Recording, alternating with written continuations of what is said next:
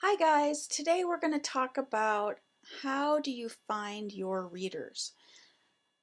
There's so many different places, where readers can go. We have all these different social networks. Of course, here are the top four. We have Twitter, Facebook, LinkedIn. You've heard about all of them. May seem a little daunting. We are going to go over a little bit about Twitter and Facebook, but today I want to talk about actually focusing on other social networks that are specific to books. I think that Twitter, Facebook, Google Plus, and LinkedIn are wonderful launching points and a great way to build a brand. I think every author and soon-to-be author needs to have a presence on at least one or two of these. Twitter, Facebook, in particular, if you're in fiction, LinkedIn and Google Plus, particularly if you're in nonfiction, and in that specific incidence for Google Plus and LinkedIn, if you write business books, those are the two you really want to be on. If you're writing fiction, Twitter and Facebook are probably a little bit better. But those are really broad, and so it's much harder, I think, for authors when you're on sites like this to really focus and connect with readers. Uh, I think it's better and easier again for the nonfiction. If you're in fiction, it's much better for you to start looking at sites that are specific to readers. And what am I talking about? I think there's literally dozens, hundreds of places where you can go besides just the big top sites that are there for promotion. Some of them are social networks where you're actually interacting with other people. Some of them are kind of promotional, like Stumble Upon, where you can actually just start gathering up and promoting. Um, but it the major focus I think we're going to have this week is where do you go to find people who are very much interested in books. So we'll go just generally over the social networks that you can use, but we're going to get much more specific about book and reader level promotional areas, social networks, readership communities. And of course, the one that most people know about is Goodreads. Goodreads is fantastic. They've got almost 7 million people on Goodreads, and all of them are avid readers. Avid readers. I mean, the people who are on here are people who will not only read, but odds are really good that they'll give you a review. They'll blog about you. These are true fans who are on Goodreads. And there's about 7 million of them. And the great thing also about Goodreads is that 7 million people are on Goodreads, but only 30,000 of them are writers, authors. So that's a nice ratio. You're not going to Goodreads and all you're going to find is authors hawking their books. You're going to find people who really love books and want to read them and want to give feedback.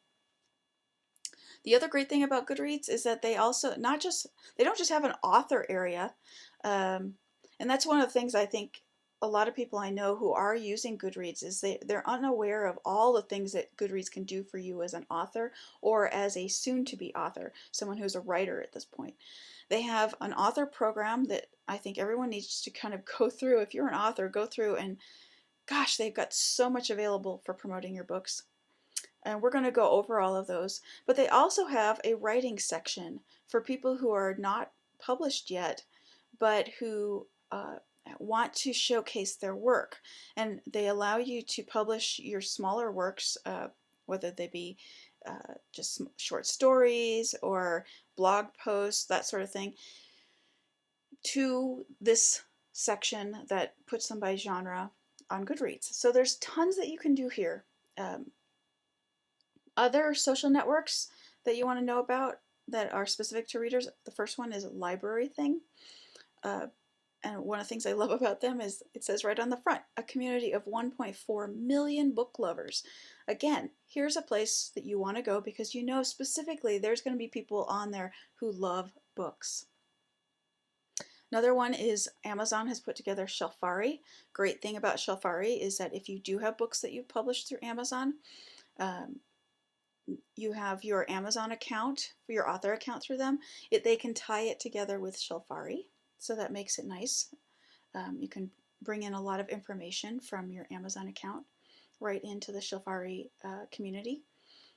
And then the final one I want to look at is this Autonomy, which is a great launching point if you're wanting to take your books overseas, because this is a HarperCollins site. They put this site together, and they have it's actually been based out of the UK. So this is a nice starting point for you to get interest drummed up on your books um, in Europe.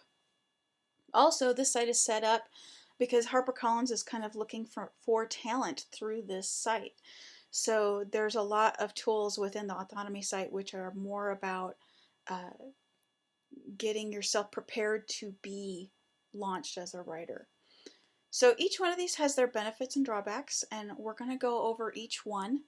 And then after we're done going over each of these, we're going to go over which one is the right ones for you. And is there a way, a lot of these sites actually have ways that you can tie your blog in with them. So you're not having to do duplication of effort where you're having to go to each one of these and posting lots of things.